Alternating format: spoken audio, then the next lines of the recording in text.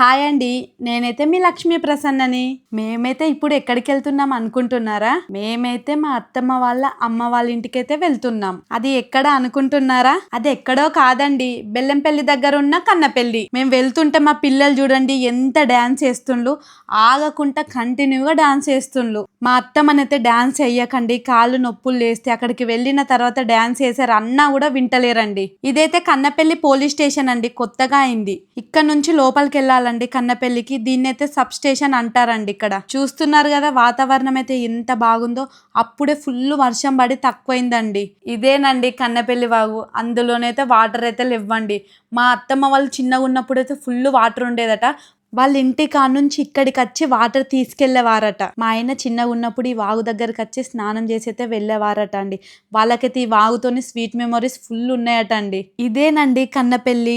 ఇక్కడ నుంచి right side వెళ్తే మా తాత వాళ్ళ ఇల్లు అయితే వస్తుందండి. చూస్తున్నారు కదా కనిపించే గుడి అయితే వెంకటేశ్వర స్వామి గుడి అండి. ఇక్కడ వెంకటేశ్వర స్వామి అయితే స్వయంభుగా వెలిసారండి. ఇదేనండి కన్నపల్లి వెంకటేశ్వర స్వామి గుడి. పక్కనే పోచమ్మ తల్లి గుడి అయితే ఉందండి. నేను మా బాబు అయితే వెళ్ళి దండం పెట్టుకుంటాను. అమ్మవారు చూడండి ఎంత బాగుందో. ఈ ఆలయం మంచిర్యాల జిల్లాలోని కన్నపల్లి మండల పరిధిలో కొలువై ఉంది. సిటీకి దూరంగా పచ్చని గ్రామీణ వాతావరణంలో ఈ క్షేత్రం ప్రశాంతతను అందిస్తుంది.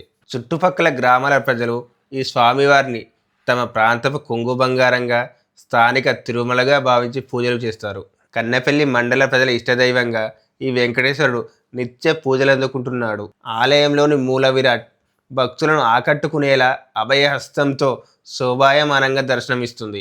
గర్భగుడిలోకి అడుగు పెట్టగానే భక్తులకు ఒక తెలియని దివ్యమైన ప్రశాంతమైన అనుభూతి కలుగుతుంది. ప్రతిరోజు ఉదయం స్వామివారిని రకరకాల పుష్పాలతో, పట్టు వస్త్రాలతో అర్చకులు సుందరంగా అలంకరిస్తారు. ఇక్కడ స్వామివారిని దర్శించుకొని మొక్కుకుంటే సకల పాపాలు తొలగి కోరిన కోరికలు నెరవేరుతాయని భక్తుల బలమైన నమ్మకం. వారంలో అన్ని రోజుల కంటే శనివారం నాడు ఈ ఆలయానికి భక్తుల తాకిడి విపరీతంగా పెరుగుతుంది. భక్తులు తమ కోరికలు నెరవేరాలని స్వామివారి చుట్టూ 11 లేదా 108 ప్రదక్షిణలు చేస్తూ మొక్కులు తీర్చుకుంటారు. శ్రావణ మాసంలో వచ్చే శనివారాల్లో ఆలయంలో ప్రత్యేక అభిషేకాలు, పూజా కార్యక్రమాలు పెద్ద ఎత్తున జరుగుతాయి. నిత్యం వినిపించే గోవిందనామాలు, మంత్రోచ్చారణల మధ్య ఈ ఆలయాన్ని దర్శించడం వల్ల మనసుకు ఎంతో ప్రశాంతత లభిస్తుంది. కార్తీక మాసంలో ప్రత్యేక దీపోత్సవాలు నిర్వహిస్తారు.